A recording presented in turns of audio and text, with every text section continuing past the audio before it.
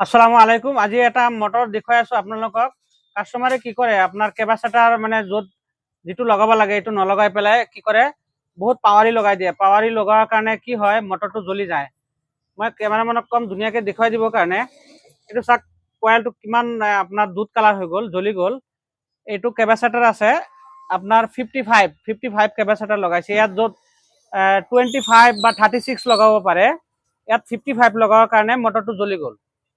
আপোনালোকে কি কৰিব, য'ত ভল্টেজ মানে ভাল থাকে তাত কি কৰিব, 25 নহ'লে 36 লগালে আপোনাৰ ধুনীয়া হয়, তেতিয়া মটৰটো নজ্বলে। মটৰটো এটা জ্বলি গ'লে কিমান টকা খৰচ আহে। আপোনালোকে য'ত ভল্টেজ ভাল তাতে আপোনালোকে 25 লগাব চেষ্টা কৰিব।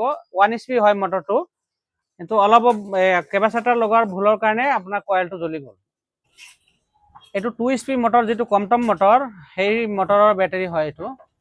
কেপাচিটাৰটো আপোনাৰ এই 2 HP মটৰ যিটো, ইমান হাই পাৱাৰী লগাব নালাগে। সৰু মটৰত আপোনাৰ ইমান হাই পাৱাৰী লগোৱাৰ কাৰণে জ্বলি গ'ল।